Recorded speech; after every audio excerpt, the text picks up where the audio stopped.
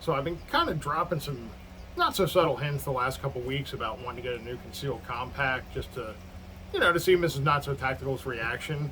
And she just walked out to the shed and handed me this. Said, I've heard you talk in the last couple weeks, so I just went out and got it for you. So it's going to be a surprise to me. Let's see what she got. I don't know, maybe it's like a Glock 26 or a Walther PPK or the hell? Concealer and a compact? No, no, this, honey, this isn't what I meant. A gun, not concealer.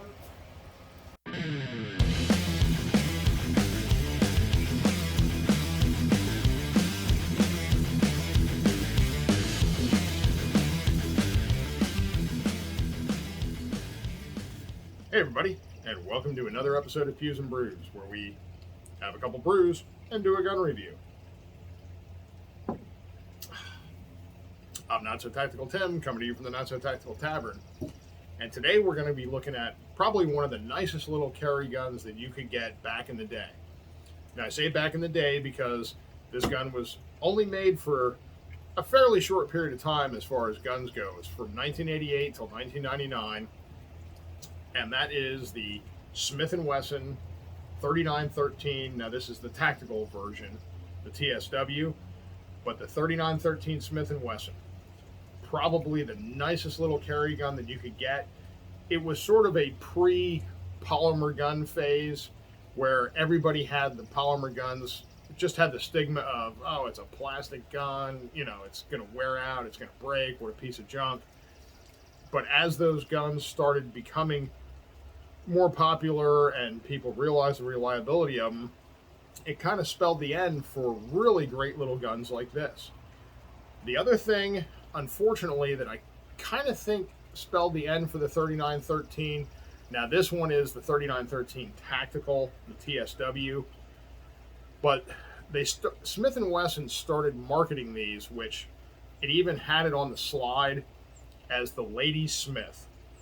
And back in the day, nobody was going to be carrying a gun, well, no guy, I should say, was going to be carrying a gun that had Lady anything etched all the way down the slide. Like I say, this is the tactical version of it, but they really started pushing these 3913s as the Lady Smith. So, between the polymer frame guns really coming into their own popularity-wise, and unfortunately, the advertising this as the Lady Smith, I think, really was the last nail in the coffin for what is otherwise a fantastic, fantastic carry gun. They're very thin. We'll take a little bit closer look at it then. Stainless slide. They did make a blued version of it, which was a little less expensive. This one's the tactical with the ambidextrous safeties on it. They did have an aluminum frame on them to help cut weight. And it was really one of the first true guns, semi-auto guns, designed as a carry gun with everything in mind to keep it as functional as possible to conceal it. So we'll take a real quick look at this, go over a couple of the features of it. I'm not going to get into all the takedown and all that, but we'll get it out to the range, run a couple rounds through it, and then we'll come back and wrap it up. So stick around. Just going to quickly go over a couple features of this. We're not going to get into disassembly. But this was designed strictly as a concealed carry firearm. And they did a really, really good job of it. Now, the first thing we always want to do, remove the magazine. We're going to lock the slide back, verify the chamber is empty. So we're good to go there. One of the first things you'll notice is this is what they call a bobbed hammer. It's not a striker fired like a Glock. It does have a hammer, but when it's uncocked, there is no protruding hammer. So it can't be cocked by hand. You do have to rack the slide in order to cock it. And you'll notice, like you just saw, it does have a decocking safety. Even if there's a round in the chamber, flip the safety on, it decocks the hammer, take your safety off, and now you're ready to go. By eliminating that, bobbing that hammer off, it eliminates it snagging on anything when you're drawing it from a holster or, even a pants pocket or something like that. low profile Novak sights that are very smooth so they don't catch on anything. It's very thin. The slide is less than an inch wide. Now, with the exception of your safety levers, this has an ambidextrous safety, and your slide catch, everything else about this is less than an inch thick. Now, even the safety levers and the slide catch are very smoothed out, so there's nothing that can grab on anything when you're drawing it. Another kind of unusual feature of this, which when it came out, some people liked it, some people hated it, was, if you'll notice, the safety is off. Now, this is a double to single action. It's double action for the first round. Once you fire that, it goes to single action. Safety's off.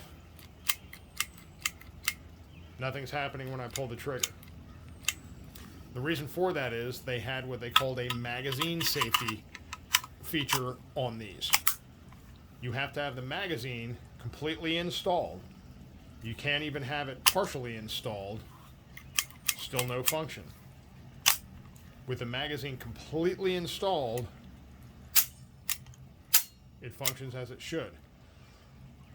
Part of the reason behind that kind of goes back to their police models, where if you're in an encounter with an assailant and for whatever reason you're becoming incapacitated or they're starting to get the upper hand on you, all you got to do is hit that magazine release and pop that magazine out, and now even if there's a round in the chamber, the gun's useless. If they take it from you, they can't turn around and use it on you without searching for, finding the magazine, and getting the magazine back in the gun. So it was just one other little safety feature that they added to it. Like I said, some people hated it, some people liked it, but there again, it was with concealed carry and the idea of possibly getting into an altercation, it was another safety feature they decided to add. So all in all, just a great little self-defense concealed carry design firearm. Now we're going to take it out to the range. We'll put a few rounds through it, not a whole lot, just to kind of show you the function, and we'll come back and wrap it up. So stick around. All right, we're going to try a little bit of accuracy testing with this. With these little short barrel guns, the accuracy is always real close, but I don't like standing that close to metal plates, so we'll stand back a little bit, see if we can't ring a couple of these man-sized plates over here.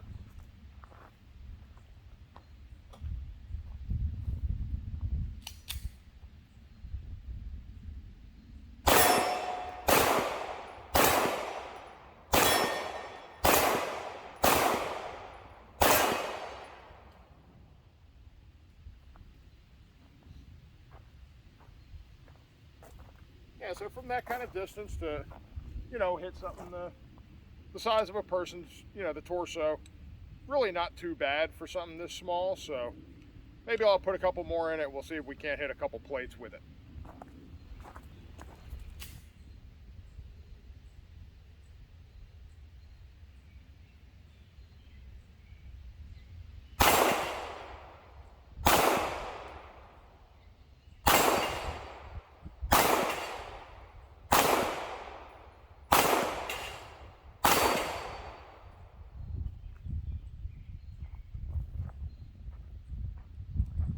Not too terrible. Yeah, nice shooting gun, real soft shooting for as small as it is with the aluminum frame on it. So, all in all, nice little piece of kind of lost firearm history. These little 3913s just got lost in the mix when all the polymer frame guns came out, and I'll tell you what, nice, light, thin, easy to conceal and carry. I wouldn't necessarily call it a pocket gun, but almost.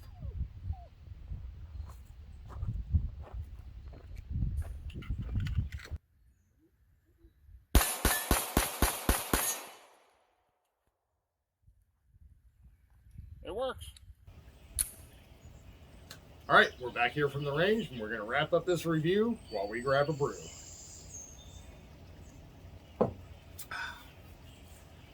Now, like you just saw, I didn't do a boatload of shooting with it, but everything functioned 100% reliably with it. I did throw a few rounds through it before I started filming, and all those functioned perfectly too. They were 115 grain, just round nose, copper jacketed, some CCI blazers I had sitting around. Um, I'm completely confident that with a hollow point or anything else, it would function just as reliably. This is probably one of the softest shooting small, concealed carry size guns that I've ever shot. I mean, for being a thin single stack, aluminum framed, it does not have a ton of weight behind it. It was really, really a pleasure to shoot. I thought for sure it was going to be much jumpier, much snappier than it was. These real hard, just plastic grips on it. I thought, were going to be something that was going to, give you a little bit of shot when you pulled the trigger, and it was great. It really, really soft shooting. Now, with it being so thin, with less than an inch, except for your safety and your slide catch, it's really concealable. I mean, everything is just designed around that. And I'll tell you what, as far as looks go, I know looks aren't everything, but that is a really good looking gun too. I mean, the all stainless slide, the aluminum lower on it, the black grips. I mean, just a really good looking gun. Shoots great. The recoil is really soft. As you saw, pretty darn accurate. There again, I don't get crazy about accuracy because I'm just some random guy out at the range, shooting stuff up. So, some people may be a lot better shot than me, and this thing could be a tack driver for all I know. But as far as self-defense ranges, the accuracy is perfectly good. And yeah, I mean, it is just overall a great gun. It's a shame they stopped making them. I mean, they stopped making them back in, I think, like 1999. So only ever going to find one on a used market. But if you come across one at a good price, like sub $500 or sub $400, man, I'd say go ahead and pick one up, because everything about it is just a great functioning and purpose-built concealed carry firearm.